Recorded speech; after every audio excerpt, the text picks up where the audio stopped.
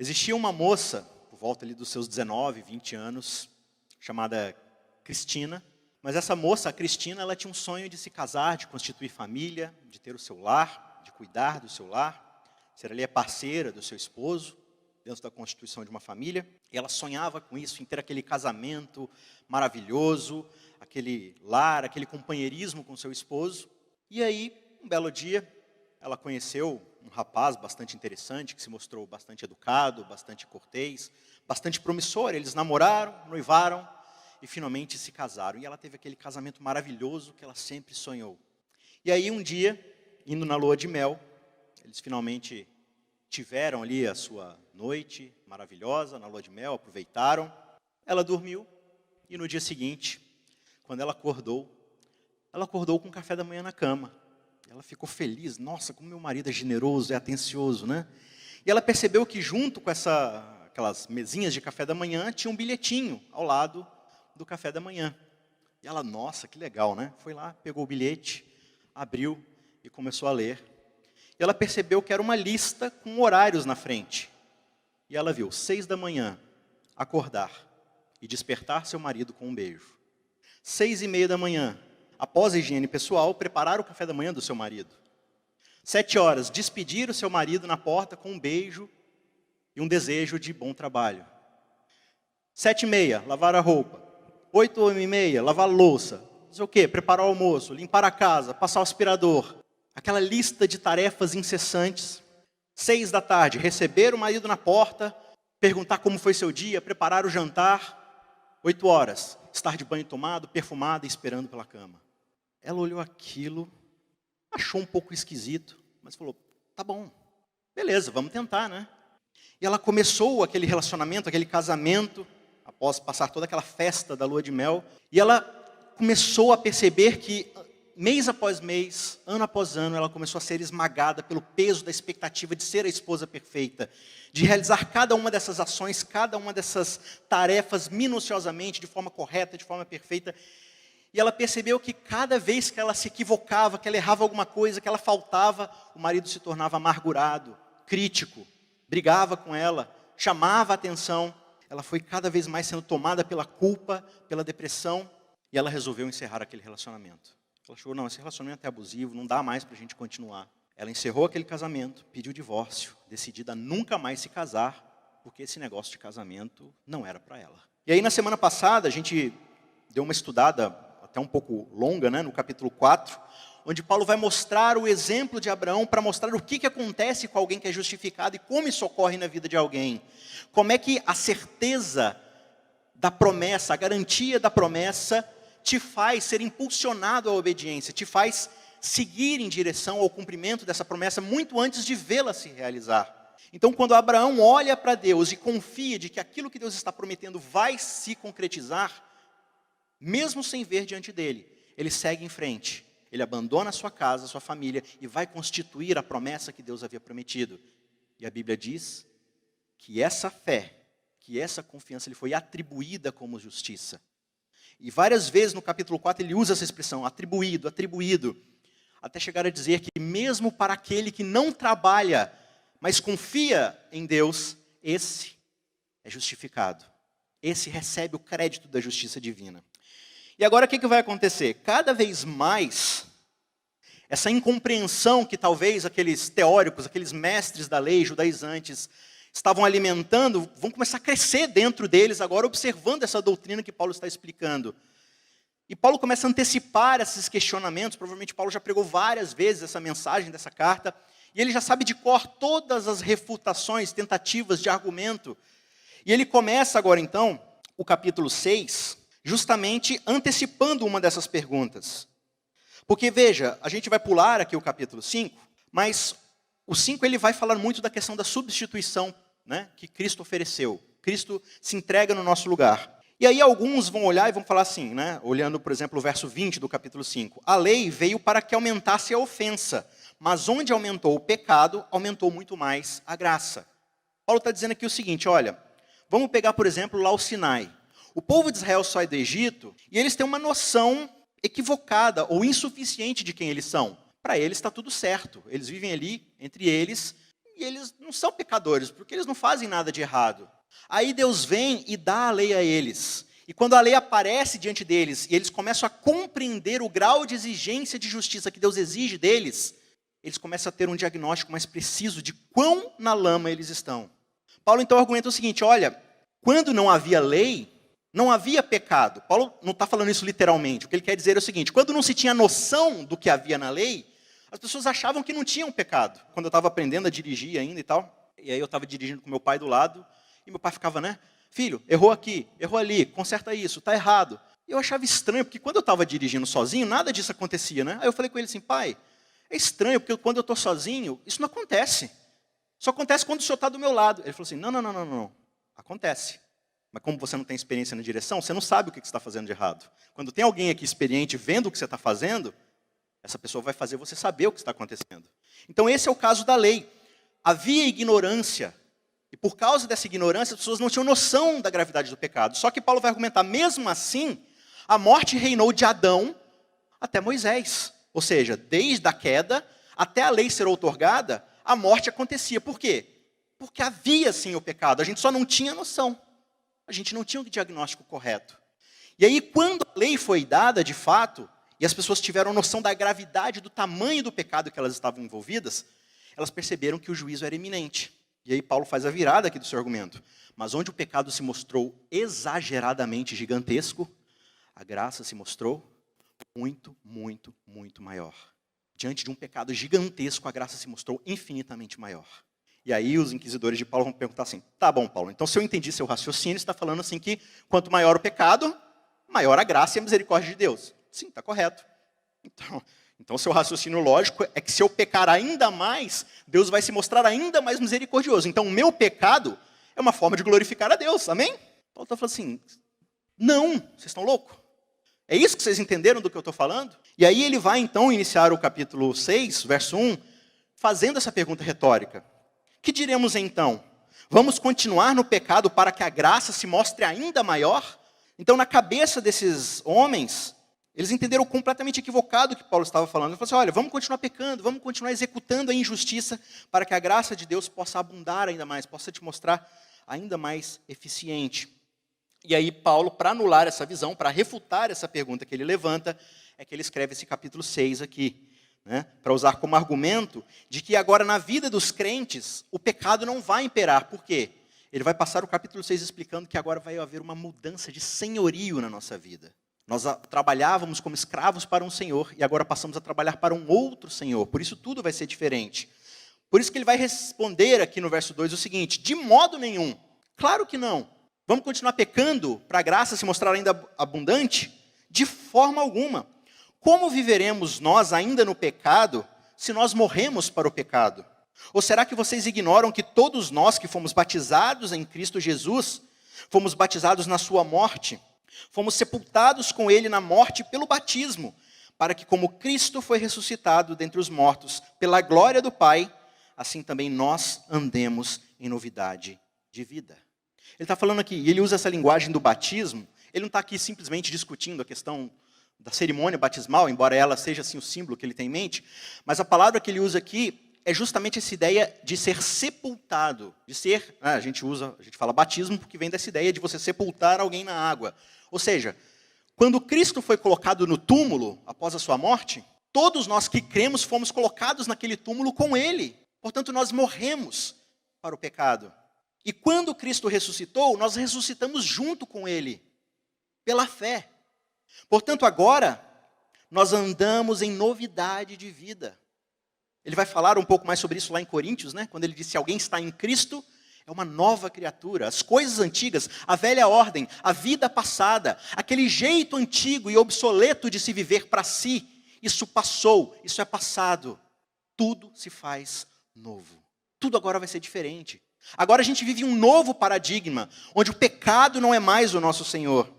Essa é a mesma linguagem, ele vai usar lá no capítulo 8, só que ele usa uma linguagem um pouco mais forense, lá no verso 3 e 4, quando ele vai dizer que Cristo condenou judicialmente o pecado, quando ele o pregou na carne de Cristo. Ele vai dizer o seguinte, 8:3, porque aquilo que a lei não podia fazer por causa da fraqueza da carne, Isso Deus fez enviando o seu próprio Filho em semelhança de carne pecaminosa, e no que diz respeito ao pecado. E assim Deus condenou o pecado na carne, a fim de que a exigência da lei se cumprisse em nós, que não vivemos segundo a carne, mas vivemos segundo o Espírito. Basicamente o que Paulo está dizendo aqui, no começo ele diz, olha, o que a lei não podia fazer por causa da fraqueza da carne. O que ele quer dizer com isso? A lei exigia obediência perfeita. Qualquer coisa abaixo da perfeição traria morte. Então a lei não conseguiu entregar aquilo que nós precisávamos fazer. Por quê? Por causa da fraqueza da nossa carne. Nossa carne é fraca, é inclinada ao pecado. Portanto, aquilo que a lei exigia de nós, nós não conseguimos entregar. Logo, a lei se mostrou ineficiente para nos salvar. O único papel que ela teve foi de demonstrar o quanto estávamos perdidos. Mas ele vai dizer que isso que a nossa carne fraca não conseguiu fazer, Deus fez em Cristo. Deus criou um ser humano perfeito, que é Cristo. Embora habitasse numa carne de pecado, o que isso quer dizer? Que Cristo também era inclinado ao pecado? Não. Quer dizer que Cristo tinha o mesmo corpo que nós pecadores temos, no sentido de ter fome, ter sede, sentir frio, ter inclinações da dor do ambiente de pecado que nós vivemos. Mas em sua natureza, em termos de inclinação, ele era como Adão antes da queda. Então, ele veio com um corpo de alguém que sofreu todos os efeitos do pecado por 2, 3 mil anos. Mas ele vive uma vida santa, perfeita. E o verso 4 diz, a fim de que a exigência da lei, ou seja, essa perfeição, fosse cumprida em quem? Em nós, que não vivemos segundo a carne, mas segundo o Espírito. Então ele está dizendo, olha, pela fé, essa fé que nós viemos discutindo os 4, 5 primeiros capítulos, ela recebe justamente esse galardão de que Cristo fez aquilo que nós precisávamos ter feito. Basicamente, o que aconteceu? A regra era muito clara. A alma que pecar, essa morrerá. Lá em Deuteronômio você vai ver, a gente vai começar a estudar agora Deuteronômio, no próximo trimestre da lição, a partir do sábado que vem. E Deuteronômio tem muito essa ideia da lei, e ele diz o seguinte, olha, eu coloco diante de vocês o quê? Bênção e maldição. Vida e morte. Vida se vocês obedecerem à lei, morte se vocês desobedecerem.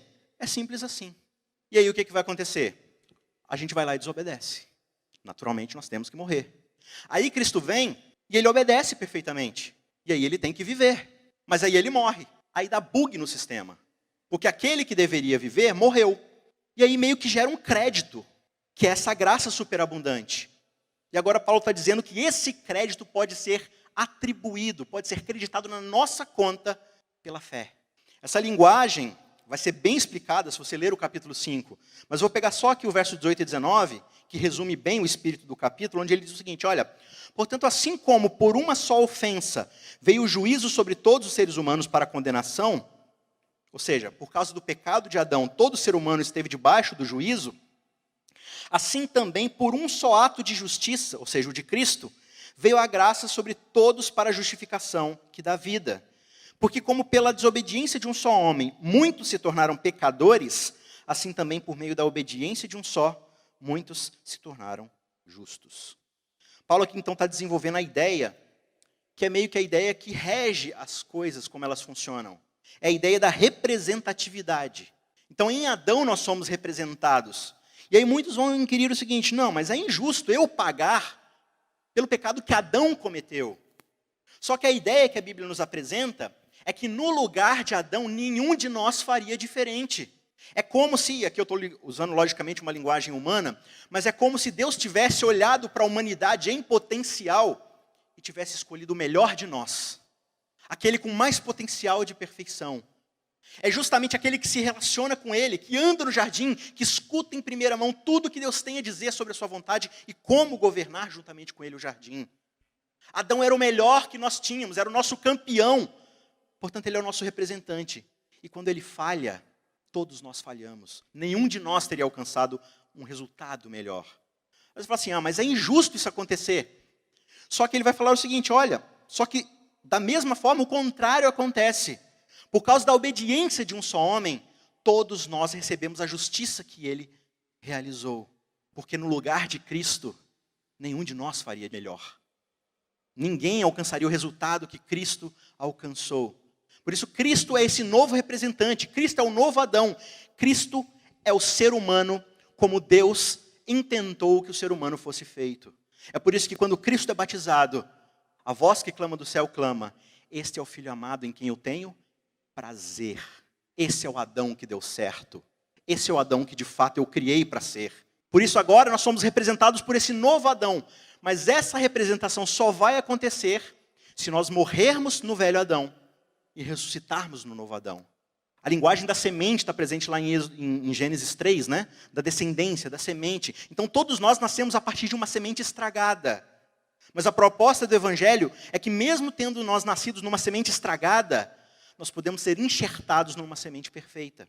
E sermos transformados agora pela seiva, pelo DNA dessa nova planta. Então essa ideia que ele vai usar aqui para a substituição.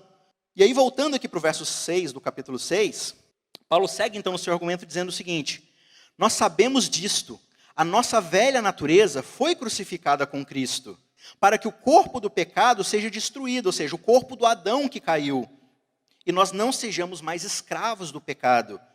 E aí ele diz no verso 7, porque quem morreu foi justificado do pecado. A expressão justificar aqui, ela já não tem mais tanto essa ideia da atribuição, em certo sentido, porque ela vem, aí tem umas regrinhas do grego aqui, que eu não vou encher a paciência de ninguém com isso, mas tem um lance da voz passiva aqui, com uma preposição, que dá a ideia não de atribuir ou de acreditar, mas de ser liberto de. É como se fosse a ideia da escravidão, né? Você foi justificado da escravidão, você foi liberto da escravidão. Então, quando nós morremos, Paulo argumenta, nós estamos libertos do pecado. O que isso quer dizer? O pecado ele cobra um preço único e alto. Que preço é esse? A morte. Significa que quando nós morremos, a dívida está paga. Portanto, a gente não tem mais que pagar o preço do pecado. Paulo está argumentando o seguinte: quando nós somos batizados em Cristo, aceitamos a promessa pela fé, nós figurativamente, pela fé, morremos junto com Cristo. Então é como se o pecado contratasse detetives particulares para investigar a nossa vida, para saber como aplicar essa pena em nós. E quando ele fosse lá no nosso endereço, ele descobrisse que a gente já morreu. E aí ele volta e fala assim, não tem como a gente matar ele, porque ele já está morto. Beleza, morreu? Então não tem mais uma dívida para ser cobrada. Mas a ideia aqui que Paulo quer fazer dentro dessa, talvez, dessa dubiedade do uso da palavra justificar, é de que a justificação, além do perdão dos pecados, ela envolve também a libertação do senhorio do pecado. Nós somos justificados, mas nós também somos libertos dos efeitos do pecado. Nós perdemos agora a escravidão, deixamos de ser escravos e nos tornamos livres. Paulo vai usar essa mesma ideia no capítulo 7, mas ele usa a linguagem do casamento. Ele vai dizer o seguinte, que quando alguém está casado, essa pessoa está ligada ao seu cônjuge. Então, se ele se envolver com um outro cônjuge, com uma outra pessoa, ele vai cometer adultério. Mas quando uma das partes morre, a lei do casamento está dissolvida, portanto, ela está livre para se casar com outro. Então, ele vai falar, vocês morreram. Se vocês morreram, vocês não estão mais casados com o pecado. Vocês não são mais marido e mulher com o pecado. Só que agora vocês ressuscitaram. E agora vocês podem se casar novamente. E vocês vão se casar o quê? Com Cristo. No verso 4 ele diz, vocês morreram para a lei por meio do corpo de Cristo. De novo a ideia substitutiva, né? Por causa do corpo de Cristo que morreu, nós também morremos para a lei, para que possamos pertencer a um outro marido, a saber, aquele que ressuscitou dentre os mortos, a fim de que frutifiquemos para Deus. De novo essa ideia da planta. Nós nascemos agora numa nova planta, somos enxertados para produzir agora frutos de justiça para Deus. Então Paulo está descrevendo aqui uma liberdade recém-descoberta, que vai ser agora a base da introdução da ideia que ele vai trazer, que é de santificação. Nós fomos justificados e agora passamos a produzir frutos. Que frutos? Frutos de santificação. Antes de chegarmos lá, ele ainda passa aqui no verso 14 para dizer o seguinte, o pecado não terá mais domínio sobre vocês. Por quê? Porque vocês não estão mais debaixo da lei. Vocês agora estão debaixo da graça. Por que nós não estamos mais debaixo da lei? Significa que a lei não é mais válida? Não. Significa que o preço que a lei cobraria da nossa vida não tem mais efeito sobre nós. O escrito de dívida foi cancelado. É o que ele vai argumentar também lá em Coríntios, quando ele diz que a letra mata, mas o Espírito vivifica. O quê? A lei nos condena, ela diz que nós precisamos morrer, mas o Espírito nos ressuscita, nos dá uma nova vida. Portanto, a lei é paga, é cumprida, e ao mesmo tempo nós ganhamos agora essa nova vida em Cristo. Só que o que Paulo está falando é o seguinte, embora o velho eu tenha sido crucificado, ainda temos a influência do pecado nas nossas vidas. O pecado ainda não foi lidado. O pecado ainda ainda anda por aí tentando nos trazer de volta para o seu domínio, tentando nos capturar novamente. Só que o que ele argumenta aqui, e aí a gente vai ter certas divergências na metodologia de como prosseguir essa nova vida. Mas o que Paulo está querendo deixar claro aqui é o seguinte: a única coisa capaz de manter o domínio do pecado longe das nossas vidas, de impedir que a tirania do governo do pecado recobre novamente a autoridade sobre as nossas vidas, a única coisa que pode nos manter longe disso é a mesma coisa que destronou o pecado para começo de conversa: a graça. O que ele quer dizer é, de agora em diante, quando você desobedecer à lei, e a gente já vai falar um pouco mais sobre isso, como isso na verdade vai ser um acidente e não um estilo de vida, mas quando de novo o pecado fizer com que você tropece, imediatamente agora você vai clamar pelas graças de Deus, assim como Davi fez.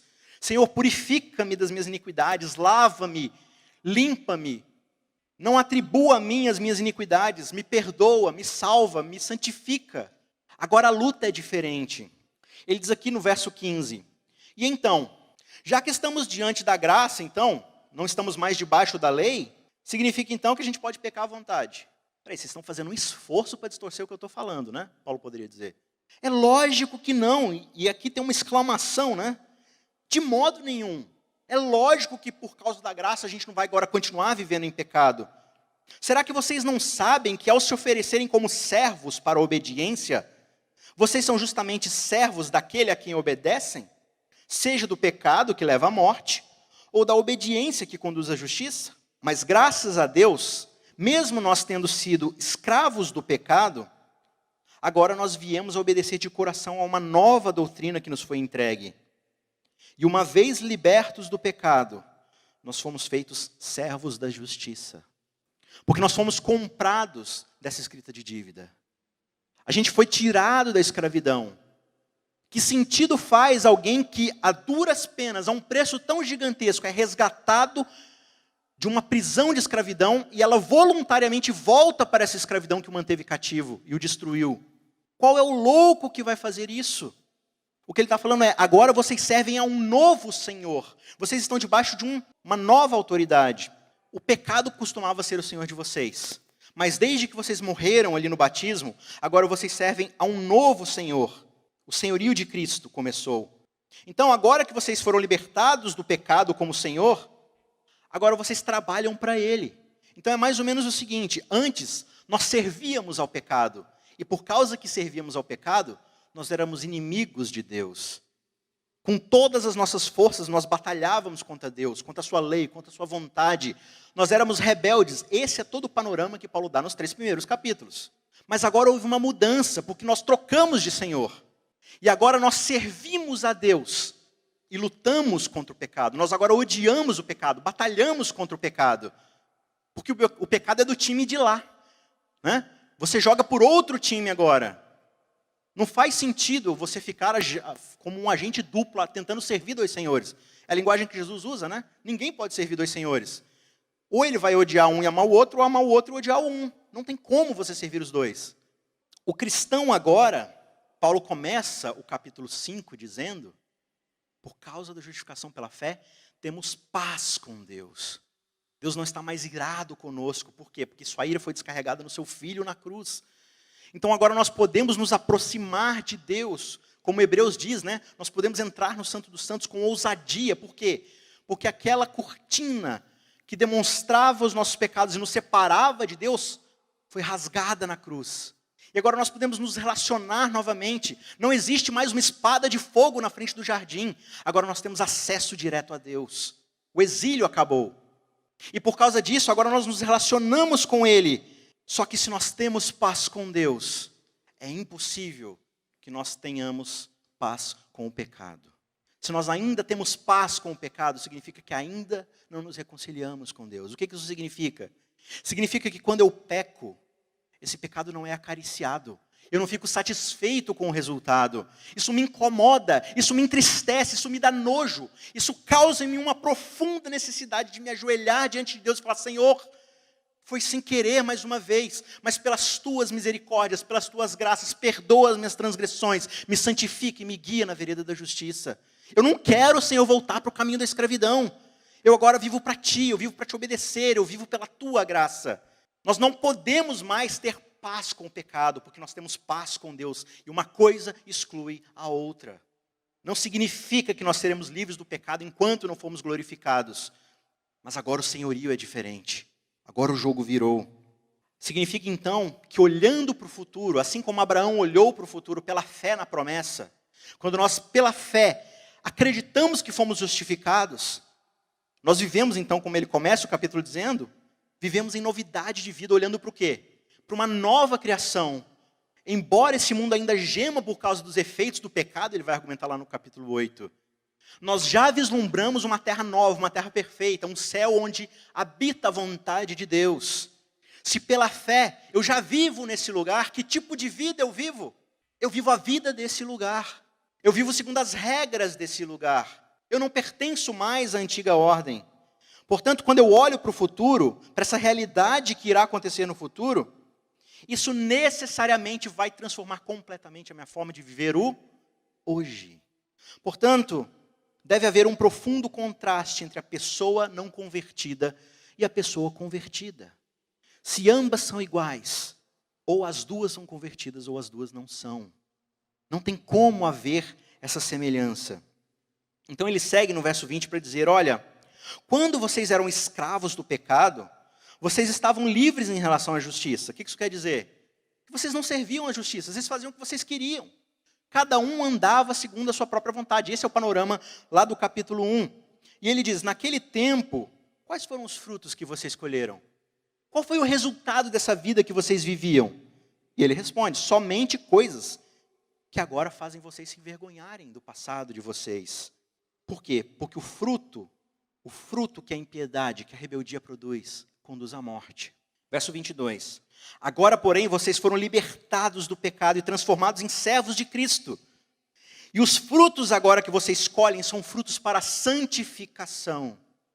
Percebe então que agora que Paulo está falando de obras, Paulo agora está falando de obediência, de dar resultado em obedecer a lei, ele não fala mais em justificação, ele fala em santificação. Ele fala na santificação como um fruto da justificação, como um resultado dessa salvação. E ele diz que esse fruto que produz em nós santificação leva à vida eterna. Essa linguagem dos frutos é utilizada de novo lá em Gálatas, né? Quando ele vai falar, olha, os frutos da carne são o quê? Dissensão, inveja, orgulho, ciúmes, maledicência, ira, inveja, facção. Todas as coisas que destroem o nosso relacionamento como seres humanos. E ele diz o seguinte, os que praticam essas coisas não herdarão o reino dos céus. Por quê? Porque lá no reino dos céus, os que praticam essas coisas não se sentirão em casa. Para o orgulhoso, um lugar onde todo mundo é humilde e coloca o outro em primeiro lugar, o nome disso é inferno. Para aqueles que amam o pecado, o céu é o inferno, porque o céu se opõe a tudo aquilo que essa pessoa mais ama. Então como é que eu posso esperar viver no céu amando aquilo que é totalmente oposto ao que o céu representa? Não faz o menor sentido. E o contrário é a mesma coisa. Se eu espero viver no céu, eu preciso entender como esse lugar funciona. E é por isso que a Bíblia vai me apresentar esse panorama. E da mesma forma como Paulo apresenta, então, o fruto do pecado, o fruto da carne. Ele diz, também o fruto do Espírito, que é o quê? Amor, alegria, paz, bondade, benignidade, domínio próprio, mansidão, misericórdia. E ele diz, contra essas coisas não existe lei. Rima com o que a gente está vendo aqui em Romanos. Não estamos mais debaixo da lei. Então, significa que eu não obedeço mais a lei? Não. Significa que quando eu começo a operar ao nível do Espírito, e Paulo gasta todo o capítulo 2 de 1 Coríntios argumentando que aquele que vive no Espírito enxerga coisas que o homem carnal não enxerga. Ele ouve coisas que o homem carnal não ouve. Ele sente aquilo que o homem carnal não sente. Por quê? Porque agora ele opera em um outro nível, o nível do Espírito. E por que contra essas coisas não há lei? Porque aqui no chão está o pecado. E aí em cima do pecado está a lei. Então, se eu tento viver um pouco acima do pecado, eu opero aqui na lei. O Espírito está aqui, ó. Quando eu opero nesse nível, olha a distância que eu estou do nível da lei. Portanto, ele vai dizer, não há lei para essas coisas. Por quê? Porque não existe uma lei dizendo o quanto você deve amar alguém. Isso é o Espírito que vai te dizer. Isso é o Espírito que vai te apontar na direção da cruz. E quando você se perguntar o quanto eu devo ser misericordioso, a cruz vai te dar essa resposta. O quanto eu devo ser generoso, a cruz vai te responder. O quanto eu devo perdoar, até onde eu devo ir, a cruz te responde. Você vai até o fim. Não há limite para essas coisas, portanto a lei não chega nem perto desse tipo de justiça.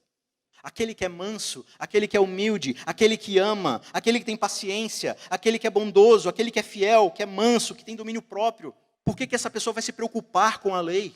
Para alguém que está disposto a pegar tudo o que tem e doar para os pobres, você acha que essa pessoa precisa se preocupar com furtar? Aquilo que é dela, ela está disposta a doar, por que ela vai pegar algo que é do outro? Alguém que está disposto a dar a sua própria vida para salvar alguém, essa pessoa não precisa se preocupar com assassinato. E assim, consequentemente, é um outro nível, Paulo vai dizer. Portanto, a santificação opera em um nível diferente da lei. Por isso que a justiça da santidade é diferente da justiça da lei. É bem interessante a gente ver, por exemplo, a história de Davi. Davi que escreve salmos lindos sobre a lei. Mas aí um belo dia Davi resolve fazer algo que não deveria. Ele começa a cobiçar a mulher que pertence a outro homem. E Paulo sabe que a lei diz que pegar a mulher de outro homem é adultério. Só que Davi começa a agir como um legalista. Ele quer cumprir a lei. E ele faz, ok, eu não posso dormir com a mulher de outro. Mas se o outro estiver morto, não é adultério. Então tem um jeito da gente cumprir a lei. Mas espera aí, mas se eu matar o outro, é pecado, porque assassinato também é pecado. Mas se não for eu que matar, então não é pecado. Aí eu consigo, você percebe assim, que ele vai racionalizando o seu pecado, e ele descobre um jeito de pecar guardando a lei. Essa é a mentalidade do legalista. Ele raciocina em termos da letra e não do espírito. É interessante que tem um verso assim, que muitas pessoas que discutem essa questão do legalismo, né? Um verso onde João diz o seguinte, aquele que diz que não tem pecado faz de Deus mentiroso. O legalista olha para esse verso e fala assim, então, o problema é dizer que não tem pecado. Se você só pensar e souber no seu coração, não é pecado. O problema é falar. Ah, sim, é isso que o verso está dizendo, com certeza. Por quê? Porque a gente se prende ao legalismo da coisa. De fato, eu ainda não quero me submeter a Deus. Eu quero ter essa sensação de controle. Mas a vida operada pelo Espírito opera enxergando o Espírito da lei. O Espírito do desejo de Deus. E o desejo de Deus é o amor. Portanto, a santificação ela é fundamentada nessa realidade de que Cristo não só é o nosso Salvador, mas Ele também é o nosso Senhor. Uma coisa não pode ser separada da outra. E sabe por que é tão difícil para nós aceitarmos a graça? Porque quando eu aceito a graça, eu me torno servo de Jesus Cristo. Ele se torna o meu Senhor. E agora, simplesmente, ali a letra da lei não é mais suficiente. Agora eu preciso me sacrificar para viver para Cristo. Eu preciso sacrificar o meu eu e tomar a minha cruz junto com Ele. E às vezes nos caminhos que Ele vai, nos caminhos que Ele me conduz, são caminhos que eu não quero ir. São caminhos que exigem de mim algo que antes, quando eu estava confortado com obras da lei, era muito mais cômodo. Eu vou à igreja, dou meu dízimo, que é só 10% lá. E aí eu não como certas coisas, não trabalho no sábado, mas de resto cuido eu.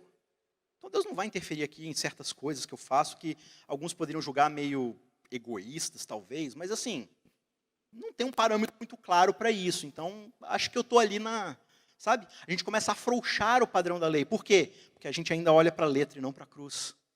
Paulo vai explicar lá em Filipenses 2, olha, o sentimento que precisa habitar no coração de vocês é o sentimento de Cristo Jesus. Qual? Ele era Deus. E mesmo sendo Deus, ele não achou que isso era algo que ele devia o quê? Usar para se obstinar a não fazer aquilo que ele deveria fazer por nós. Então ele abre mão de ser Deus e assume forma de servo. E é fiel até a morte de cruz. Qual que é o limite do espírito e do amor?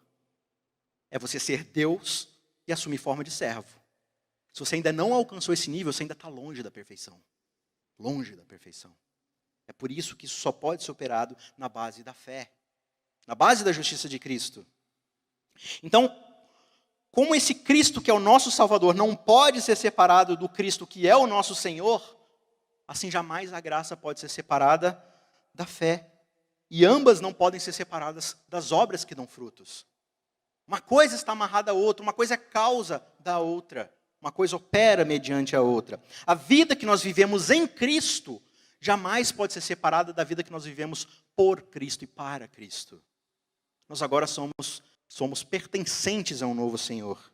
É por isso que a justificação jamais vai poder ser separada e desconectada da santificação. São coisas que operam juntas, são coisas indivisíveis. Calvino, um teólogo muito respeitado, ele usa uma figura de linguagem, um exemplo aqui para falar da santificação e da justificação, que é o exemplo do sol.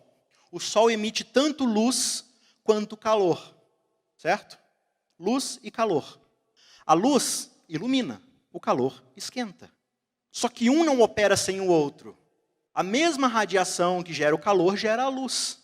Só que a luz não esquenta e o calor não ilumina. São processos diferentes, eles são facilmente distinguíveis, mas eles não são separáveis. Assim acontece a justificação e a santificação. Ellen White vai explicar um pouco disso lá em Mensagem aos Jovens, na página 35, quando ela diz: a justiça pela qual nós somos justificados, ela é creditada, atribuída, imputada. Já a justiça pela qual nós somos santificados é transmitida, ela é operada. Ela vai nos transformando para operar daquela forma. A primeira, ou seja, a justificação que é imputada, é o nosso título de acesso ao céu. É por causa da justificação que nós temos acesso ao céu. Nós somos declarados justos, é o nosso bilhete para entrar. Mas a santificação é a nossa adequação ao céu. Pela fé eu sou justificado, ou seja, pela fé eu recebo antecipadamente acesso ao céu. E por essa mesma fé, eu agora começo a viver já me preparando para esse lugar onde pela fé um dia eu vou morar. Uma coisa não acontece sem a outra. Elas são indivisíveis.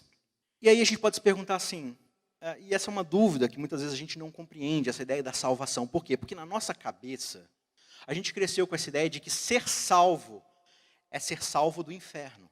O que é ser salvo? Eu vou morrer, se eu sou salvo eu não morro mais. Então na minha cabeça, ser salvo é um desejo um pouco egoísta, eu simplesmente não quero morrer. Então às vezes eu quero ser salvo pelo medo, simplesmente. Só que a ideia de salvação na Bíblia é a ideia de redenção. O que isso quer dizer? É ser redimido, restaurado, recriado. Então, quando eu me faço a pergunta do que estou sendo salvo, a resposta não é do inferno. A resposta não é da morte eterna. A resposta é, eu estou sendo salvo da vida de rebeldia e de pecado que eu vivia antes. A vida autodestrutiva. Da mesma forma como um drogado é tirado das drogas. Eu fui salvo daquilo que vai me destruir aos poucos, até que eu morra. Por isso não faz sentido eu voltar.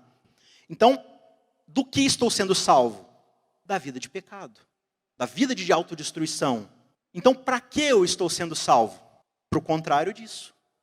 Eu estou sendo salvo para a vida de relacionamento e de obediência com Deus. De vida, de relacionamento, de santificação. Voltando aqui no verso 19, para a gente fazer um gancho para o 12 e ir encerrando. Paulo vai dizer o seguinte: assim como vocês ofereceram os seus membros para que fossem escravos da impureza e da maldade que leva à destruição, assim ofereçam agora os seus membros para que sejam servos da justiça, para a santificação. Vocês operavam para a destruição, agora vocês trabalham para um Senhor cujo resultado é ser levado à santificação. Então o que você precisa fazer? Você precisa fazer um sacrifício. Antes você se sacrificava para o pecado, e isso levava à morte. Agora você se sacrifica para a justiça, para a santidade, e isso leva à vida.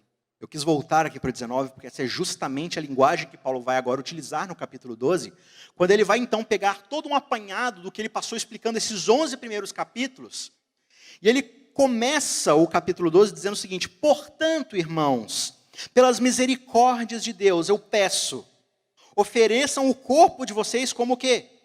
Sacrifício vivo, santo e agradável a Deus, porque este é o culto agradável a Ele. Este é o culto racional, esse é o culto que faz sentido, esse é o culto que tem lógica. Literalmente a palavra aqui para racional é lógicos, lógica. O que Paulo está dizendo aqui? E a gente olha para esse verso, e às vezes, por causa da nossa falta assim, de metodologia de estudar a Bíblia, a gente não percebe que a palavra mais importante aqui nesse verso é a palavra portanto. O que significa no português a palavra portanto? Eu vim desenvolvendo todo um raciocínio e agora eu vou dar uma conclusão. Então o capítulo 12 marca agora a aplicação de tudo que Paulo passou falando nos 11 capítulos. O capítulo 11 ele termina dizendo, por ele, para ele, por causa dele, são todas as coisas, a ele toda a glória eternamente. Amém. Ou seja, resumo dos 11 capítulos de Romanos. Todo mundo é um desgraçado que merece a morte. Mas por causa de Cristo Jesus, por causa da sua misericórdia, da sua graça, da sua justiça, do alto preço pago por ele, aqueles que aceitam podem ser salvos. Se somos salvos por essa graça imerecida, então nem judeu, nem grego, nem adventista, nem católico, ninguém merece, porque não se trata de merecimento, se trata de aceitação. Se é pela graça, se é pela misericórdia, então nós não temos nenhum crédito a querer clamar por causa disso. Só que aí agora a gente tem uma energia latente, e o que a gente vai fazer com ela? Porque eu precisava dedicar toda a minha energia para obedecer e ser salvo. E agora que eu fui salvo, há uma energia latente dentro de mim que eu preciso canalizar. O que eu faço então agora, já que estou salvo? Portanto, irmãos, por causa da graça e da misericórdia de Deus, o que vocês vão fazer agora?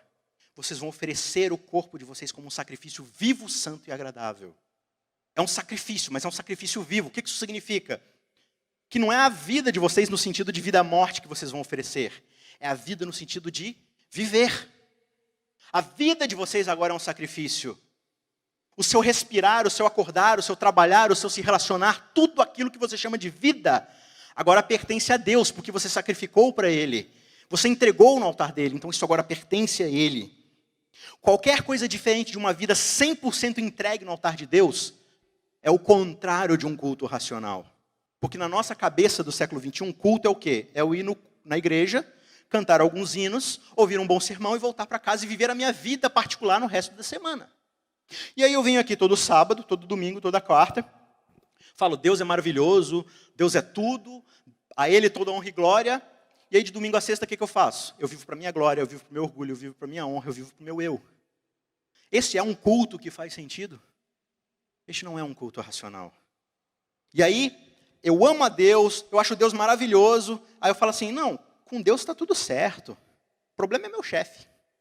Não, eu e Deus a gente não tem problema nenhum, a gente se dá muito bem. O problema é desgraçado do meu esposo, da minha esposa. Aquele lá não tem como tratar bem, não tem como amar.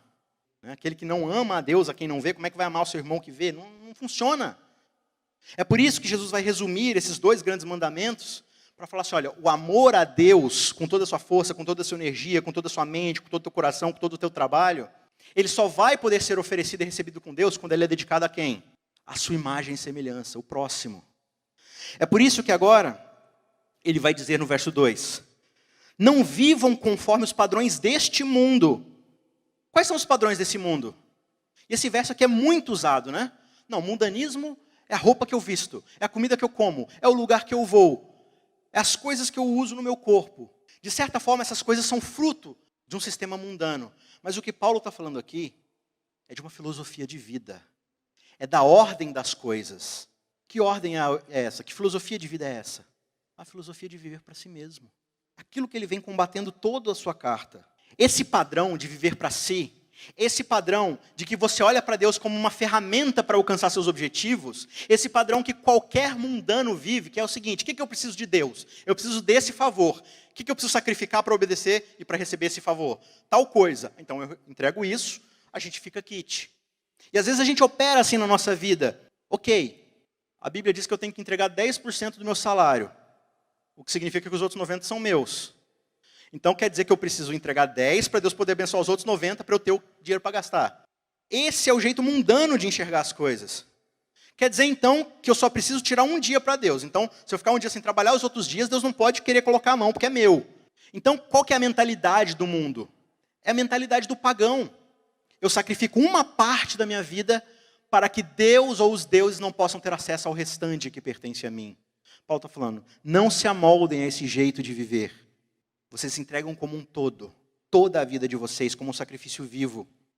Não vivam conforme os padrões deste mundo, mas deixem que Deus os transforme pela renovação da mente. O jeito de pensar. Porque veja, é muito fácil a gente mudar externalidades. Parar de usar um brinco, parar de comer um X-Bacon, parar de trabalhar num sábado. Mas quando a gente fala de inveja, de orgulho, aí a coisa é um pouco mais difícil de mudar, porque opera num nível em que a gente, como ser inclinado ao pecado, não consegue acessar. São lutas internas. E aí, às vezes, a gente acha o seguinte, olha, se eu tirei meu brinco e parei de usar batom, se eu parei de usar aquele Rolex de ouro, então eu não sou mais vaidoso. Só que, se a vaidade ainda opera aqui, eu vou encontrar novas formas de ser vaidoso, que muitas vezes o olho nu não vai conseguir enxergar. Mas quando Deus olha para o meu coração, Ele enxerga essa inveja, Ele enxerga essa vaidade. Obedecer certas externalidades não significa que o seu coração somente foi transformado. Mas o contrário é verdade. Quando acontece uma transformação radical na nossa forma de pensar, as externalidades acompanharão esse pensamento. Os frutos que nós geramos agora são frutos de uma semente boa, de uma semente perfeita. Deixe que Deus transforme vocês pela renovação da mente, para que vocês sejam capazes de experimentar qual é a boa, agradável e perfeita vontade de Deus. O que Paulo está falando aqui é muito difícil da gente entender. Porque a gente quer operar por regras. O que ele está falando é o seguinte, olha, a gente não está mais trabalhando aqui com lista de mandamentos. Quando alguém recebe o Espírito, agora no âmbito do amor de Cristo, que transforma a nossa mente, o cristão agora é chamado a descobrir, a discernir qual é a vontade de Deus nas variadas circunstâncias da vida. Não existe uma lei que diz como eu tenho que tratar aquela pessoa daquele jeito quando ela faz alguma coisa de mal para mim. É o Espírito que vai me ensinar a tratá-la como Deus gostaria que eu a tratasse. Em cada circunstância da minha vida onde eu sou desafiado, a lei não vai ter resposta para essas coisas, mas o Espírito vai. Porque o Espírito vai continuar me mostrando a cruz. De onde você veio como nova criatura. É a forma agora como você vai viver. Portanto, irmãos, a vida do cristão que vive em novidade de vida não tem um padrão estático. É um padrão dinâmico que nos chama a um discernimento santificado e uma realização moral que é cada vez nova, crescente, se desenvolve. A vereda do justo, ela é como a luz da aurora, que cada dia brilha um pouco mais. Vai se aperfeiçoando. E, irmãos, o céu, a infinidade, não será um limite para o nosso amadurecimento e desenvolvimento para nos tornarmos cada vez mais semelhança de Deus. Teremos toda a eternidade para continuar nos santificando e nos tornarmos aperfeiçoados em Cristo. Então, para a gente resumir aqui, fazer todo o fechamento da série, Paulo, então, agora vai usar os últimos capítulos do seu livro para aplicar essa questão. O que é, então, prestar um culto racional? O que é ser transformado na nossa mente para experimentar a boa e agradável vontade de Deus? Ele vai dar agora alguns exemplos de como isso acontece. Então, por exemplo, aqui no 12, do verso 3 ao verso 8, inclusive assim, chegando em casa ou durante a semana, leia o capítulo 12, 13 e 14, pelo menos. Vai ser uma leitura bem legal.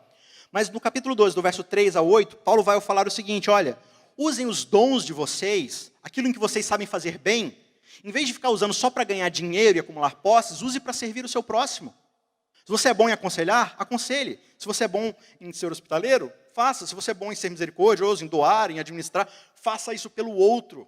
Nos versos 9 a 16, ele vai falar de ter alegria na alegria do outro, de ter esperança diante do sofrimento, de servir os necessitados, de ser hospitaleiro com aqueles que necessitam, de fazer caridade por aqueles que nada têm. Nos versos 17 a 21, ele vai falar de abrir mão da vingança, porque a vingança pertence a Deus. Então não tentem retribuir quando alguém ferir vocês, quando alguém vos perseguir, quando alguém causar algum prejuízo, você vai fazer o quê? Você vai pagar o mal com o bem. E ele explica que isso vai colocar uma brasa viva na cabeça da pessoa, ou seja, aquilo vai ficar incomodando a pessoa. Como é que pode? Por que essa pessoa fez isso? Deve ter alguma explicação. As pessoas vão querer saber mais sobre isso. E aí no capítulo 13, nos versos 1 a 7, ele vai falar do respeito às autoridades, dos respeitos às leis constituídas na civilização, atenção às nossas responsabilidades como cidadãos de uma cidade, de um país, vivermos em sociedade sem causar desonra ao nome de Deus por causa da nossa má índole, do nosso desrespeito civil. No capítulo 14, ele vai falar do cuidado que nós devemos ter com aquele que é mais fraco na nossa comunidade. Aquele que ainda não alcançou o padrão de santidade que talvez pela graça você alcançou. E quando você olha para essa pessoa, o seu espírito é de estender a mão, é de conduzir, é de apoiar. Suportem-se uns aos outros, ele diz. Não fiquem julgando uns aos outros com criticismo que só derruba a pessoa e faz com que ela queira buscar ajuda lá fora. Aí você perdeu o jogo. Ele faz um resumo de tudo isso no capítulo 13, no verso 8, dizendo o seguinte: nada fiquem devendo a ninguém, exceto o amor que vocês amem uns aos outros. porque aquele que ama o próximo cumpre a lei. Pois estes mandamentos, não cometa adultério, não mate, não furte, não cobice, e qualquer outro mandamento que houver, todos podem ser resumidos nesta única palavra: ame o seu próximo como você ama a si mesmo. Então, basicamente, ele está falando aqui, olha, quando você ama o próximo como ama a si mesmo, você não quer se roubar, você não quer se matar, você não quer te defraudar, você não quer enganar a você mesmo. Então, quando eu amo o meu próximo como eu me amo, todas essas coisas vão ser cumpridas. E ele encerra o verso 10 dizendo: o amor não pratica o mal contra o próximo, porque o cumprimento da lei é o amor. Uma década se passou e a Cristina, por alguma razão, decidiu que queria se casar de novo. Vou dar uma segunda chance. Talvez foi a pessoa que não era a pessoa certa. Vou procurar. E ela começou a procurar, se tornou aberta para possibilidades de relacionamento, até que ela conheceu um outro homem que parecia ser um homem muito bom, muito honesto, muito trabalhador. Começaram a se relacionar, namoraram, noivaram, se casaram. Aquela festa. Ela curtiu a festa, mas já estava naquela expectativa, vamos ver se vai dar certo, né? Mas não vou me empolgar muito também, né? Foram para a lua de mel. Ela dormiu e, ao acordar, ela recebeu um café da manhã na cama. E ao lado do café da manhã tinha um bilhetinho. Na hora que ela viu esse bilhetinho, ela jogou esse café da manhã na parede, fez aquela pose de karatê e falou: vem que eu vou te arrebentar. Não vou cair nessa não. Homem é tudo igual. Eu não acredito. Rodei para voltar na mesma ideia. Ela pegou aquele papelzinho, rasgou e jogou na cara do seu esposo. Ele olhou para ela, meio curioso, e falou: nossa, você rasgou o poema de amor que eu te fiz? Ela: nossa, eu não acredito. Enfim, fantasmas do passado, né? E aí ela começou a viver a sua vida de casada, continuaram juntos ali, tiveram filhos, constituíram uma família. Décadas e décadas se passaram, até que um belo dia ela resolveu fazer uma limpeza naquele quartinho da bagunça, né, que acho que toda casa tem. Aquele monte de caixa lá de mudança e coisa que, não, deixa eu dar uma limpada aqui e tal. Ela começou a organizar as coisas, separar o lixo, ver o que valia a pena guardar e tal. E uma hora ela foi tirar um livro ali, e quando ela pegou esse livro, caiu um papelzinho no chão. Ela pegou esse papel e estava escrito lá: 6 da manhã, acordar e acordar o marido com um beijo. 6h30, fazer o café da manhã. 7 horas, despedir na porta. Lavar a louça, bababá. Ela olhou para esse papel e começou a rir. E começou a gargalhar. Ela olhou e falou assim: engraçado, né? Faz décadas que eu faço isso. Eu nem parei para pensar que havia um peso nas minhas costas para fazer essas coisas. Por quê? Porque meu marido me ama. Meu marido me trata como alguém que é muito mais importante do que ele. Eu sou a pessoa mais importante na vida dele, ele me trata como uma rainha. Eu sou tão feliz e realizada nesse casamento, e agora eu percebo que eu venho fazendo isso a minha vida inteira. Eu sei que tem hora que eu não fiz tão bem, que eu deixei a desejar. E quando isso aconteceu, teve um dia, por exemplo, que eu cheguei lá e a janta não deu certo, queimou. Ele falou assim: hoje é dia de comer fora, vamos no melhor restaurante da cidade. Ela percebeu que agora havia uma motivação diferente para fazer o que ela fazia. Essa é a mudança que ocorre na nossa vida. A ideia é que o que ocorre na nossa vida é diferente. De simplesmente agora permanecermos naquela velha tentativa de tentarmos ser salvos por nossa própria capacidade. Ellen White vai dizer o seguinte, lá em O Maior Discurso de Cristo, na página 18. Justiça é santidade. E santidade é semelhança com Deus. E Deus é amor. É conformidade com a lei de Deus, pois todos os seus mandamentos são justiça. Só que o cumprimento da lei é o amor. Portanto, justiça é amor. E o amor é a luz e a vida que vibra em Deus. A justiça de Deus se acha concretizada em Cristo. E nós recebemos a justiça quando recebemos Ele na nossa vida. Portanto, a santidade, irmãos, essa santidade como fruto da nossa justificação, é o processo de toda uma vida, na qual a cada dia nós nos tornamos mais semelhantes a Deus. E Deus é amor. Portanto, irmãos, santificação é o processo onde a cada dia nos tornamos mais amáveis. Onde a cada dia o amor nos leva a operar da mesma forma sacrificial que Cristo se entregou por nós.